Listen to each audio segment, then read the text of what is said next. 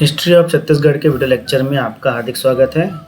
इस सेक्शन के अंतर्गत हम हिस्ट्री ऑफ छत्तीसगढ़ से संबंधित ऑब्जेक्टिव क्वेश्चंस को सॉल्व करेंगे।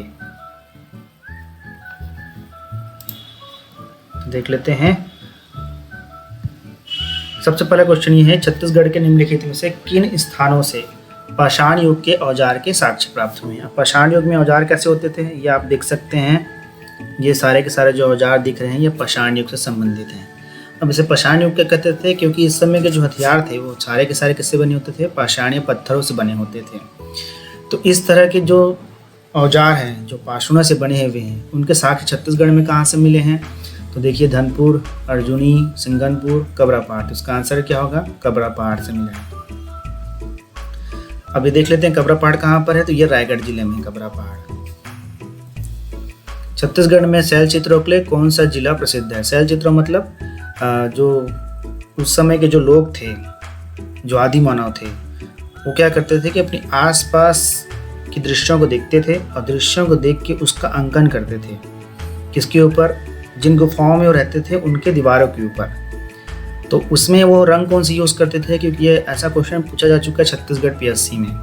तो ऑब्वियस से है बात है कि इसमें रंग कौन से यूज़ होगा, जो उसके आसपास मिलेगा, उपस्थित होगा, उस रंग का यूज़ करेंगे वो।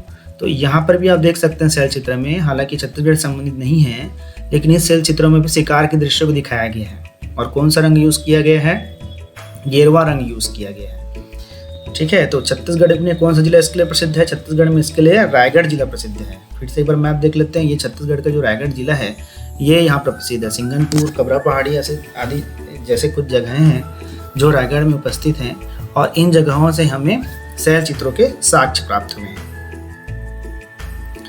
अब उसके बाद आते हैं वैदिक काल में। तो वैदिक काल में छत्तीसगढ़ को निम्नलिखित में से किस नाम से जाना जाता था। तो वैदिक काल में जो आर्यों का जो ज्ञान था, अगर हम भारत के हम मैप को देखें तो जो आर्यों का जो विस्तार था वो सप्तसंध प्रदेश तक था। उनका विस्तार अभी ना ही दक्षिण भारत की तरफ हुआ था ना ही उत्तर भारत की तरफ हुआ था। तो उस पॉइंट ऑफ व्यू से हम देखें तो वो छत्तीसगढ़ के बारे में नहीं जानते थे। उस समय के जो आर्य थे वो छत्तीसगढ़ के विषय में नहीं जानते थे। इसलिए इसका आंसर क्या होगा, इनमें से कोई नहीं। फिर देख लेते हैं रामायण काल में दक्षिण कौशल की भाषा कौन सी थी। तो इसका नाम क्या है, दक्षिण कौशल। तो इसकी भाषा भी कौन सी होगी, कोसली। रामायण काल में बस्तर जिले का नाम क्या था। तो बस्तर जिले का नाम था दंडकारण्य। बस्तर जिले को कौन से नाम से जानते थे, रामायण काल में दंडकारण्य के नाम से जानते थे।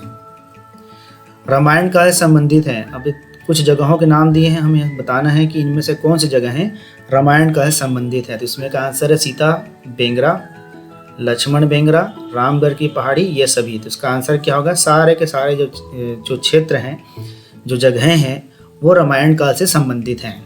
और ये कौन से जिले में है, ये सरगुजा जिले में। तो सरगुजा को हम देख लेते हैं मैप में, ये सरगुजा जिला है।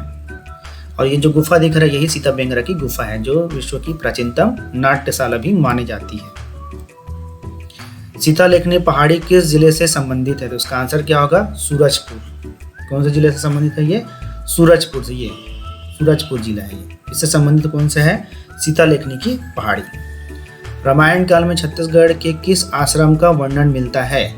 तो देखिए ये जो कपिल मुनि आश्रम है ये तो कहाँ है, ये जो है वो तो है नहीं छत्तीसगढ़ में। तुरतुरिया को देखेंगे, कर्ण को देखेंगे, नागानंद को देखेंगे। तो इसमें जो आंसर आएगा वो क्या आंसर आएगा, तुरतुरिया आश्रम करके है जो जगह है, ये छत्तीसगढ़ में स्थित है। कौन से जिले में, ये बलौदाबाजार जिले में स्थित है। यहाँ पे स्थित है बलौदाबाजार जिले में। और यहाँ पर प्रतिवर्ष पौष माह में, मतलब नवंबर दिसंबर के महीने में मेला लगता है। कहाँ पे, तुरतुरिया आश्रम में। और ये किससे संबंधित है, ये संबंधित है रामायण काल में। ऐसा मान्यता है कि यहाँ पर वाल्मीकि जी का निवास स्थान था और यहीं पर सीता से 2 बच्चे हुए, इनका नाम क्या था, लौ और कुश।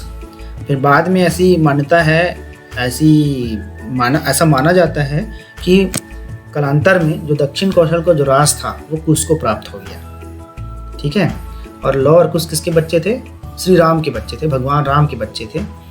तो उनका संबंध किससे था, उनका संबंध है तुरतुरिया आश्रम से। और ये कौन सा जिला में है, मैंने पहले ही बताया, ये बलौदाबाजार जिले में स्थित है। तो आज के वीडियो लेक्चर में इतना ही। अगले वीडियो लेक्चर में हम एक नए टॉपिक पर चर्चा करेंगे।